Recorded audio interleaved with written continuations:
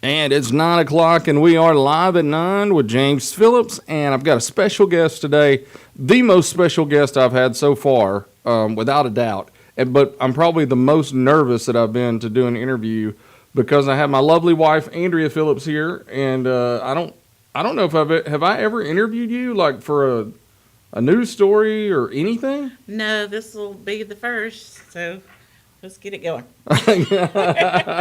Are you excited? Are you nervous? A little bit of excitement, a little bit of nerves. Yeah, you seem a little nervous earlier when we were talking before we came on the air. Yeah, I'm a little bit nervous. Well, no reason to be nervous. You're in a safe space here with me, and I mean, would be nervous with Terrell in the room. He's a little, you know, he can be a little strange sometimes. I feel very nervous. All right. The reason that we have Andrea in today, I mean, if you follow us on social media, you know some of the different things that our family's been through in the last couple of years. But one of the major things has been that Andrea, for the last year, has been fighting breast cancer. She was diagnosed with triple negative breast cancer back in August of last year, and has fought it since then, and just finished radiation. And has been declared cancer-free. Yay! So that's exciting news. But I just wanted to have you to come on and to tell a little bit of your story so people can.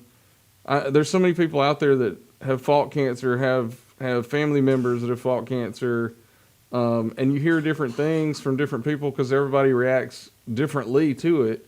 But just kind of talk from the beginning. Tell us what you felt like when you first were diagnosed. Let's talk about that to start with. I think cancer had been something that I'd always feared for myself.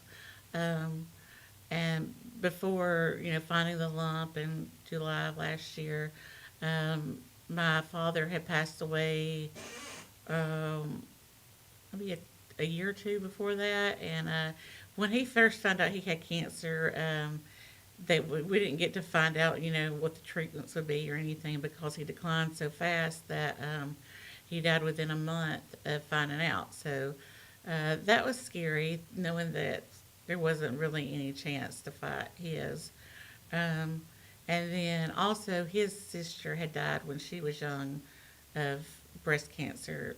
My aunt, when I was 5 years old, she died with breast cancer. So I knew it was something that could be coming in my future. And you had breast cancer on the other side of your and family, also too. on my mom's side, my aunt and my cousin both recently was diagnosed with breast cancer, and they had just got through that. And so I was worried about finding the lump, but I knew God had me, and I knew that even though like it could, the C word, the cancer word is so scary. Nobody wants to hear that word. And you go to those dark places and you think, what if I'm not here? Are my kids going to be okay? Like, is my husband going to be okay? Is my mom going to be okay without me? So just God telling me that not to fear, that this wasn't going to be what, it was with my dad or with my aunt, that I would be able to fight it. And with the triple negative breast cancer, I did not know that it is one of the most aggressive forms of cancer. And still, I don't think I took that news quite as bad as the people around me who were very much worried for me. Yeah, you didn't take the news near as bad as I did. No, you took it way worse.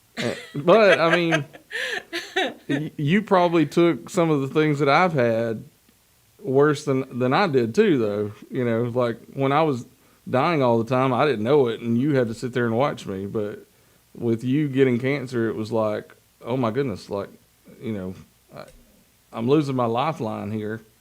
And I mean, fear was exactly what took over, and it took a lot.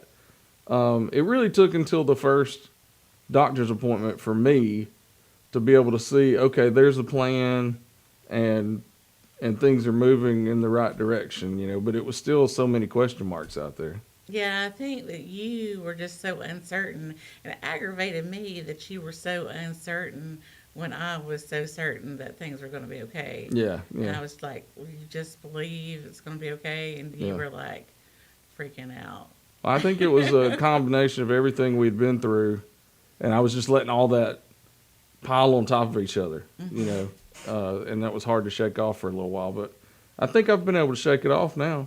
Yeah, it was like, you had the heart issue, and then we went through life, and then our girls were in a car wreck, and then you had another heart issue, and then I get cancer, and it was just like one thing after another, and so you automatically think, oh, this is another traumatic event happening in our Yeah, lives. yeah, and but I think that I've grown to a point now, and this isn't about me; it's more about you. But I've grown to a point now where I'm not looking for the next bad thing to happen. I'm looking for all the good things that we have to look forward to for the rest of our lives. We're going to pass all this bad stuff is over with. So, and we'll hit, if there's little bumps in the road, we'll hit those bumps. And if we can make it through what we've made it through so far, we'll make it through all that. So Yeah. we'll talk about a little bit about, just what went into your mind. I'm sure that most people, when they hear cancer, I mean, that's going to take them to a bad place 9 times out of 10. And I know you coped a lot with your faith. What are some other ways, other than your faith, that you coped with it? Or how did you decide, like, where you wanted to seek treatment, things like that people may not think about sometimes? Definitely having a support group around you. Like when I found out I had cancer, and then your family and your friends all find out, and they start starting the prayer chains. And I can't tell you how many churches had people praying for me. I know there was people praying for me all over the country and all around the world. Like just knowing that you have that many people praying for you, and that's just a great support. Even when your faith is, not there, just knowing that other people's faith is so strong and they're praying for you. And then having like a group of like women that you can talk to about when your faith, just isn't strong enough, and that they're to support you and to tell you that they know exactly what you've been going through. You won't believe how many people that you never knew had cancer will come up and tell you about their cancer experience. And that just helps knowing that there's other people that's out there that's been through it, and that they're praying for you. And just so many people have been so nice and just poured out love towards me that I never knew that they were out there, and that so many people cared. You just don't know how many people care about you until you go through something like this, and then you realize there are so many people that loves me, and like you just don't even realize it. Yeah. I mean, you find out, you don't, in these situations, a lot of people like to find out who your friends are during bad times, but I mean, you really find out who loves you and who cares that you never even thought of. Yeah. And then to be able to see that they've spread that word to somebody else, and then somebody else. And then even now, like after we posted the other day, you ringing the bell and everything's over with, there were still people commenting, hey, you're still on my church's prayer list. You'll continue to be there, that sort of thing. Yeah, just knowing when you think you're alone that you're not, that they're right there fighting with you, and they've been with you this entire time, and when you thought you were all alone, they were there. Yeah. So just like with God, when you can't feel him, and then he's there, you just can't feel him. Yeah. He's never left you, though. Yeah. How did you decide, you ended up going to UAB. So what was the reasoning behind going to UAB? Let's see. Started out at Grandview. I love Grandview. They did the biopsy, and just loved them. But just kept hearing from everybody that UAB was the place to be for cancer. So I switched over to UAB, and Dr. Jahan is my chemo doctor, and I love her. She's great. She explains everything so well, and she's just a really good person.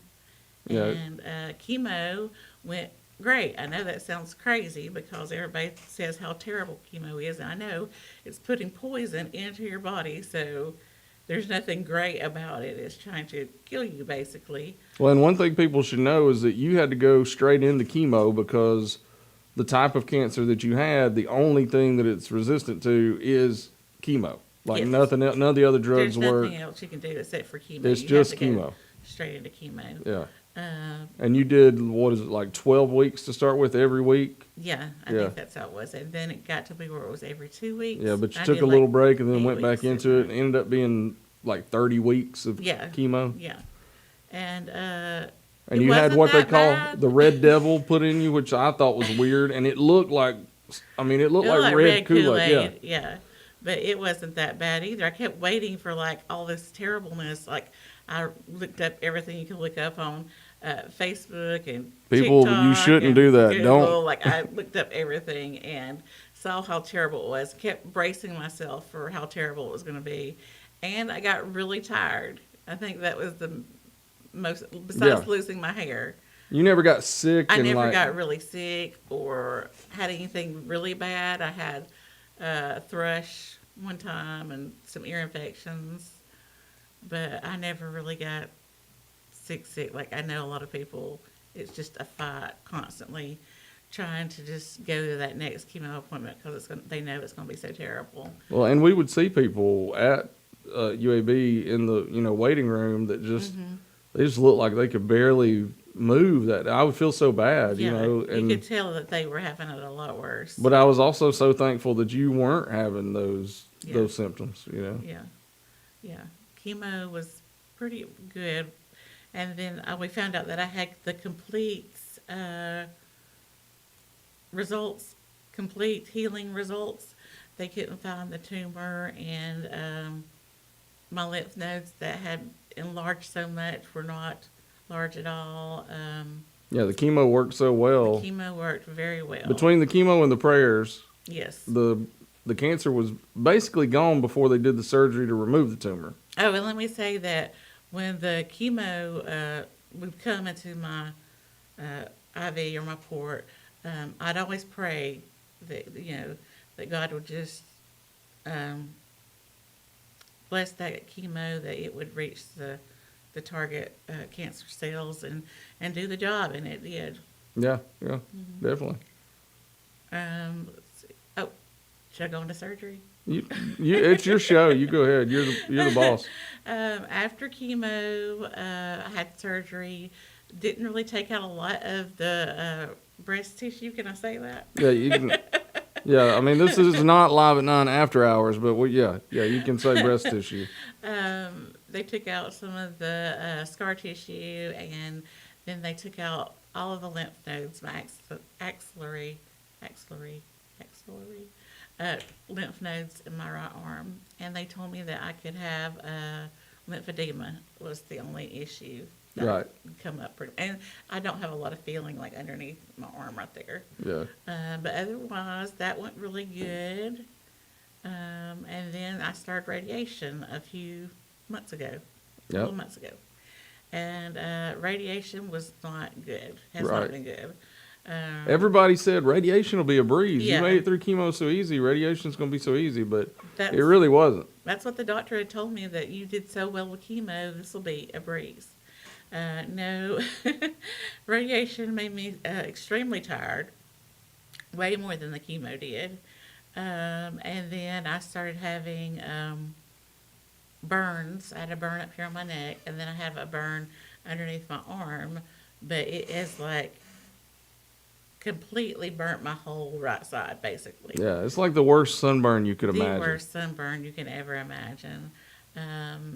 Very painful. And although my last radiation treatment was a few days ago, right? Yeah, Um, Friday of last week. I have learned that I will continue to cook, for lack of a better word, for 2 more weeks. So 2 more weeks of cooking, and then I should be healing and getting to feel better. But the radiation has definitely been hard. She really does look like a smoked chicken. I mean, that's about the best way I could describe it. Yeah. It's just, I've never really liked sunburns. I don't know anybody that would like a sunburn. Yeah. But this has not been, it's not fun. And then adding on to the radiation, I mean, that made you so tired and that affected your body. But also, you had taken Keytruda with your chemo right at the end, and the Keytruda we found out had basically destroyed your thyroid. Yes. And so, on top of the radiation, you also have no thyroid, and that's been making you feel bad. And it can have just a variety of symptoms that go all over the board. Yeah, I think James was the first to notice that I was having slurred speech. My eyes were swollen for a long time. Um, I got to where I couldn't focus on anything. Um, just, yeah, I wasn't losing any weight, although I wasn't eating. Just a lot of things was happening, and I ended up thinking I was having a stroke. I went to the emergency room, and they found out it wasn't a stroke, but that I had like no levels of my thyroid. There was like none, and it was almost. We found out later that uh, You could have gone if into a that coma. goes on long enough, you can go into a coma. Right. Which was heading that way because I could barely stay awake. Right. Like I would be scrolling TikTok for a minute and fall asleep, or I'd be talking on the phone and just start snoring. Yeah, she'd start snoring over the phone. That had Uh, happened many I times. know that worried my mom a lot when she called me and I was talking to her, and then I just started snoring in the Yeah. in the. I honestly thought you had narcolepsy. Yeah, I was beginning to think I had narcolepsy too. But yeah, they said the Keytruda that's common is for the Keytruda to cause to kill your thyroid, basically. Yeah, yeah. So and you're having Keytruda today again. That's right. So that I'm going back to kill some more of my. well, vital you organs. can't kill it anymore. Like once it's dead, it's dead. Yes, my thyroid is gone. It's not coming back. But that's I will be her. on medicine for the rest of my life. That's her last couple of deals. She just needs like one or two more Keytruda treatments, and then And you're. then I'm supposed to be on the chemo pill. They might give you a pill for a while. for a while. Yeah, depending on how I you know. react to everything. And I thought like having the complete. Like being healed, saying that you're cancer free. Cancer free, no cancer. Yeah. I'm completely healed. I wouldn't have to go through all this other stuff. But because I had the triple negative, they're just taking extra precautions to make sure there's no cancer cells anywhere in my body. Yeah, yeah, Which because it I'm can glad. bounce. It can go to other places, Yes. and it's got a high rate of coming back too. So this is all to They kind say of if it doesn't come back within the next 2 years, then it's unlikely to come back. right. Yeah. So.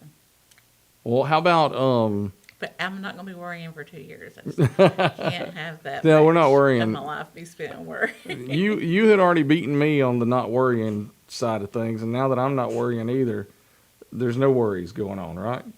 About that. About maybe that not. sort of thing. We have a lot of other things that we worry Yeah, about. there's plenty of other stuff. Keep praying for us, please. Well, Andrea, let's see. I need to remind everybody. If you don't know, this is my wife, Andrea Phillips. That's our guest today. She's been fighting cancer for about a year now, and is cancer free and finished with the radiation. I just wanted her to come on and kind of tell some of that story. We're going to take a break real quick and listen to a song that Andrea said has been one that has really helped her through this time. And it's actually, let's see, I thought I had it pulled up. I'm going to have to, Andrea, you talk a second while I. All right. This song meant a lot to me. I also. Do you know which song I'm playing? Are you doing the CC Wines? Yes. Okay. I've also sung this with a bunch of the special needs kids that I sub for that I love at the high school, and they love to sing this song. They love CC Winans, and so this is one of my favorite songs. All right, so we're going to take a break here on Live at 9 with James Phillips, and we're going to listen to Goodness of God by CC Winans.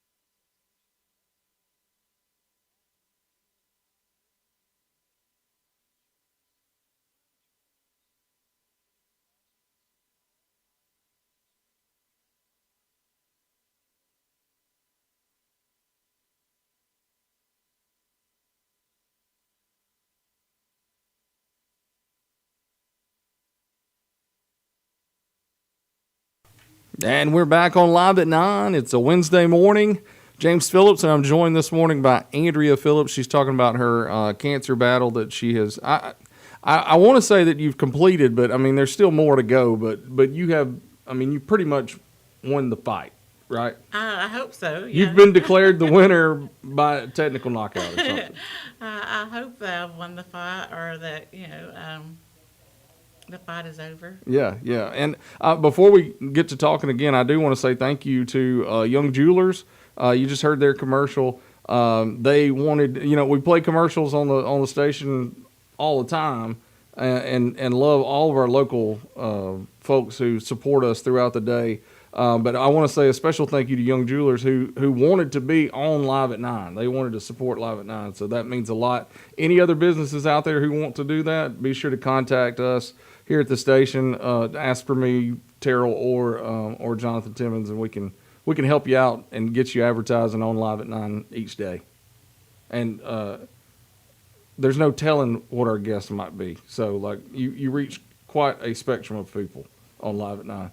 All right, let's talk a little bit about. I wanted you to get in some of juggling so much. Like you should be used to juggling with our lifestyle for the last 25 years. Yeah. We've always been on the go. We've always had things to do. We've always had a bunch of kids. Well, I guess we didn't always have a bunch of kids, but it seems like we've always had a bunch of kids at this point. But to be fighting cancer and to still be a mom of 5 and to be the wife of I can say a needy husband. I'll admit that. And just, Understatement. That could be an understatement. Needy might be an understatement. Could be extremely needy. He's been through a lot, though. Give him a break. Yeah. But I mean, like you handle everything, and I think everybody that sees you in public, you handle everything with so much grace and just Not necessarily. but you seem so calm and you seem to handle it all, and like, how have you been able to? And you can talk about times that you haven't been able to, because you're not perfect. We could go a few hours of me telling people how not perfect you are. No, But- I agree. I am not perfect. I wouldn't want anybody to think that I am perfect. I have a lot of flaws. Yeah. Oh, yeah. Let me start naming them. No, go ahead. But yeah, I didn't handle every situation with grace, and I don't every day. There's opportunities that I completely mess up on. But I do have a lot on my plate. We have 5 kids, and although only 3 of them currently live with us, and we're about to lose one. Yeah, we've lost. So we'll be down to 2. I hate to say we've lost a couple, but they're not living at home anymore. One is married. One's moved in with his significant other right now, and then Daisy's going to Daisy's going, Alabama this weekend. But then we still have a 13-year-old and 8-year-old, and again, James's health has not been, great, so he is a little needy. But yeah, and then I try to substitute at the city and county schools as much as I can. Yeah, any teachers out there listening? It was here's hard your last substitute. year to keep subbing, even though I tried to as much as I could. And yeah, it's just hard keeping everything going. Yeah. Especially when you have cancer and you're going to Birmingham every day and you don't feel good. Right. And so many times over the last 6 months to a year, it's been going to Birmingham every day, and it's been multiple doctor's appointments, whether it be you and me, or you, me, and a child, or, it's just, Yeah. there's been a lot of times in doctor's offices and hospitals that can get old, Yeah. And a lot of time I just keep going and going and going until I can't go anymore. Yeah. And then I crash. Right. And that's all you can do sometimes. But, people come up to us in public all the time, and they say things like, how we handle things so well, and we, inspire people through what we've been through and things like that. And a lot of times I tell them, you're not in our house. You don't know the bad ways that we handle things sometimes, or, like we haven't done anything that anybody else wouldn't do in the same situation. I think like you sink or swim, and you just got to keep paddling, and until you're swimming better. Yeah. What about your faith? Really has been something that has been a highlight of your fight with cancer, and I know not everybody out there has the same beliefs as we do, or and that's fine. We have friends all over the spectrum, from all different denominations, or no denominations, or the opposite of what we believe. Like but everybody's been there for us. Mm-hmm. But how much, talk about just how this situation has helped to grow your faith a little bit. I guess just when you have nowhere else to go, that there's either you can go the opposite way of God, or you can go towards God. And like for me, there was never a question. Like I always was going to go towards God. I mean, I just don't. If you go away from God, like where do you go? Yeah. I don't know. So that was just never a question for me. But I really pray for those that do choose the opposite direction, and I pray that they would just try to hear God in their sadness. Yeah. Well, and like I had a thought go through my head, but then it left all of a sudden. But the like the idea you talked about of going to God, sometimes when you're going through a struggle like that, you might feel like he's not there. Mm-hmm. And how can you feel him? For people who are out there, like, and you're saying, listen to God, like he's not speaking audibly to you, it's in your heart. So like, how do you know that you're feeling like that? In a lot of ways, it's drowning out the noise that's inside my head. So it could be like walking in the woods. For me, I love to be out in nature. I love to burn things, which is very strange. Yeah, she does like to burn things. I've been afraid. I really talk to God a lot around a fire pit. Well, he talked in a burning bush one time. Yeah. But I really do find like peace when I'm burning things. I don't know. But like listen to music, or just like even I can see God when I'm just being around the kids and just feel him then. Reading the Bible, of course, there's so many ways that you feel God. Worshiping the music, dancing even, you can feel God when you're dancing. Like there's just so many ways. I think it's different for everybody how they. I'm going to tell you, when you dance, I do feel God. James. Well, I do. I enjoy dancing. No, it is. I mean, David like, danced. That's something that God gives people if they like to dance, and you could do that for God. No, I do too. Like I honestly do. I'm just joking as far as you're dancing, but no, I do. Like I think that is a way, and like you mentioned with seeing God through the kids, a lot of ways that I end up seeing God through when we're in struggles and things like that is just through other people. Yeah. And like, even if it's just bump into somebody in the grocery store and they give you a smile and say something nice, or, like I really feel like, people just weave in and out of your life, and that's, there's a purpose behind that, and we've had so many people to come in and out of ours at certain times. Like we could do, I'm trying to talk Andrea into being a co-host on one day a week all the time, and having guests come in and things like that at some point in the future. I'm not ready to commit to that. Yeah, she's not ready to commit to that yet. But we've been through some, I mean, like aside from the things we've been through in the last couple years, we've been married for 26 years, and we've been through a lot of stuff, whether it's, like child loss or, I mean, just you can name anything that a married couple could go through, and we've probably been through it and have friends that can help with it. So I think it's something that could be of interest to people. Well, I think that I've heard a lot of people say to me that people would not believe that our lives are real. Like, Yeah, no, yeah, it's like a bunch of movies, tragic movies, yeah, all in one. yeah, yeah.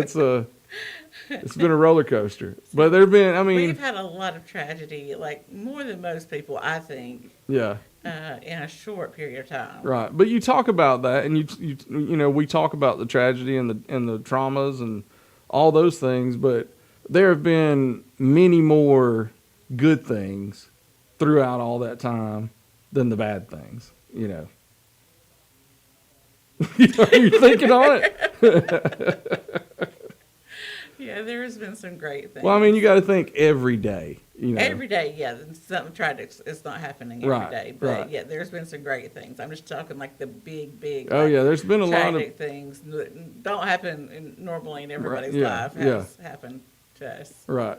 but we're making it. Yeah, but there's a reason for that. And I'm sure we're learning a lesson through every one of them, and it's molding, shaping who we're becoming. Yeah, yeah. What else you want to talk about? You got anything else? You're supposed to lead me. Yeah, I know. I am, but sometimes I just throw it out there to the person. You might have thought of something while we were talking. I don't know. Don't leave me. Well, I know that I think people just like to see your spirit that you show.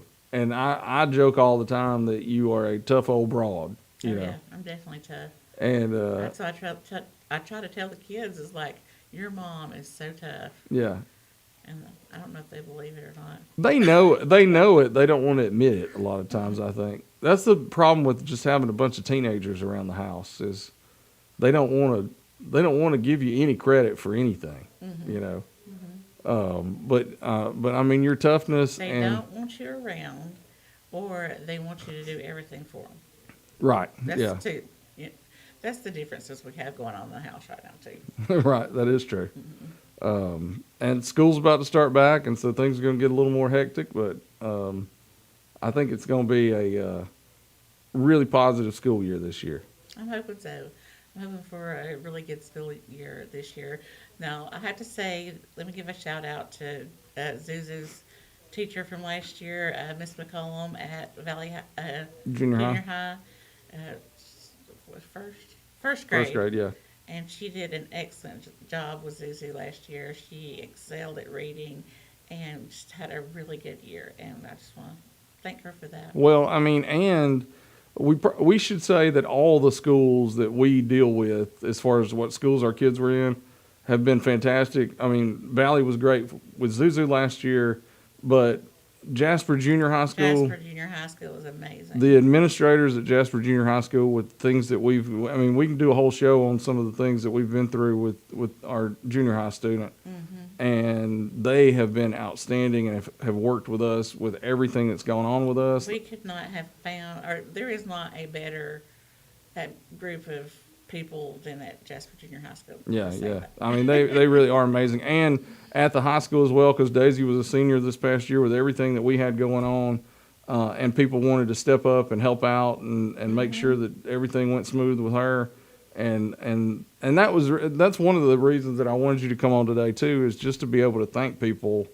We've talked about the prayers but like our community has rallied around us more than I would have ever imagined. And we would not be, I dare say, I would probably not be alive today, if it were not for the support that we've gotten from our community. Because whether it was the prayers, whether it was food, whether it was people giving of their own money to us to be able to help us out, like all those things have alleviated so much stress that I honestly don't think I would be here today if it wasn't for that help. And I know your battle has been so much easier because people have come along and they've fought this battle with us, really. Oh yeah, and people have just gone above and beyond what they should have. Like I could never repay and a little bit of what everybody has done for us, and I hope that one day I will be able to repay people in some way or just pay it forward. But people really have like you wouldn't just expect people to do the things that they've done for us. Like it's not normal. They Right. just really have gone beyond what I would ever imagine. So, yeah. But I think the thing is, it is normal for our community. Yeah, Like our community is you always just don't there. hear about that. Yeah, and those are the stories you don't hear about. I mean, those are some of the stories that I want to tell here with other people too, not just ours. But I mean, we've mentioned that with a lot of our guests so far, is just how much this community reaches out when there's a storm or when there's a house fire or just if somebody's just struggling mentally. Like this community reaches out and wants to be of help to people. Yeah. And that's an amazing thing. Yeah, as much as you hear the bad about the community, there's so much more good that nobody sees that goes on. Anything else you want to say before we go? I do have another song I'm going to play. You talk a second. Tell everybody. Definitely say a couple thank yous. Or you got any other Yeah. shout outs? You going to shout out to anybody? Shout out. Yeah, I'm going to shout out to Miss Hussein, who's been there for me so much. Renee Hussein, she's great and wonderful, great friend, and she helped me a lot. Also, Amy Bird. And I'm probably missing a billion other people that helped me, but Yeah, I mean, there's just so don't throw many. those It's hard to people out name there. everybody. But I had Barry Bangers on here last week, and he's just as in the middle of a sentence, he's throwing a shout out to somebody. So I figured, as you talk, you might think of somebody else. I could do a million shout outs, but I know I'll miss a bunch of people, so I better not do that. Well, I'll tell you somebody we should shout out to is definitely your mother, Teresa Morrow. Yes. Has throughout everything that we've ever been through, all the way back in our marriage, has always been there for us. And she's, just a great person that will help anybody. But she's especially been there for us in recent months and would do anything she could possibly do to help her daughter, but also this goofy guy that she counts as a son now and all of her grandkids. So, I mean, I definitely want to say thank you to her. I couldn't have asked for a better mother-in-law.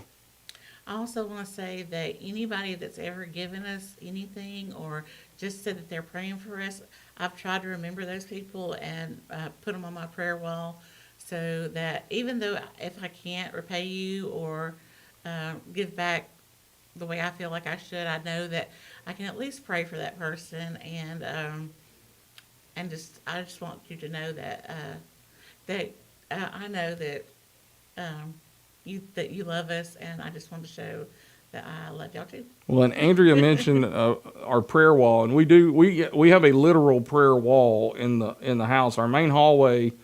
When I was in the hospital last year, Andrea started writing down everybody's name who prayed for us, or maybe even liked the updates Even the and stuff. likes on the Facebook page, I wrote their name down. Like everybody's name has been written down, and then it's just kind of continued. Even our kids have added names to the wall, and so it's kind of like when the Bible talks about praying without ceasing.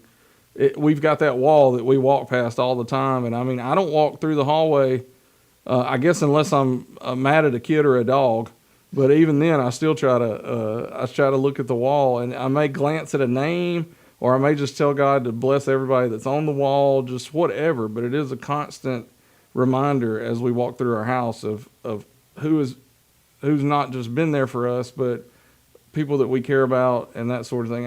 I've thought about starting like a Facebook page that says Phillips Family Prayer Wall or something. Yeah. Where people could do prayer requests and things like that. But And especially when you're like feeling down and you feel like you're all alone, and then you walk past that wall where all these people have been praying for you, and you're praying for all these people, and it just makes you feel like You're just never alone. Yeah, yeah, Even though you may feel like you are, you're not. That's Yeah. just like a lie that the devil's trying to tell you, is that you're alone, but you're not. right, yeah. And like I said, just getting a text from somebody saying they're thinking about you, or seeing a message on Facebook and things like that, when you're battling through some of the worst times of your life, that's as big as $1 million.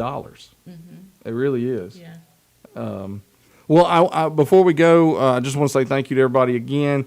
Thank you to Andrea for coming in today. I hadn't made you cry yet. No, I told him you better not make me cry. I didn't do a good job of that, but I'll try. I'll try next time to make you cry. And I just want to say thank you to Andrea for what she means to not only me but our kids and everybody that comes in contact with us. She's been the glue for the Phillips family for a long time, and I don't think she gets the credit that she deserves. Sometimes I'm always out in public or on the radio or in the newspaper and things like that, and people know the Phillips family and they love us for some reason. I really don't know why. But they do care about us so much, and that means a lot. But honestly, if you care about me and you care about our kids, you care about Andrea more, because she's the one that keeps us kind of going. As we leave, we'll have Woody Wilson coming in at 10 o'clock. Tomorrow, I've got Linda Lewis from the Walker County Chamber of Commerce will be here. And I think she's bringing Kim Ennis with her. They're going to talk about leadership Walker County and some other I programs. also love Linda and Kim. Yeah. Andrea loves Linda and Kim.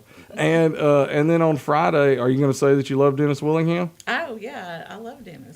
Dennis Willingham will be here on Known Friday. Dennis since I was little. Superintendent of Walker County Schools. And we both have known him since we were in the 8th grade, probably. He was a substitute teacher for us at Summerton Elementary School.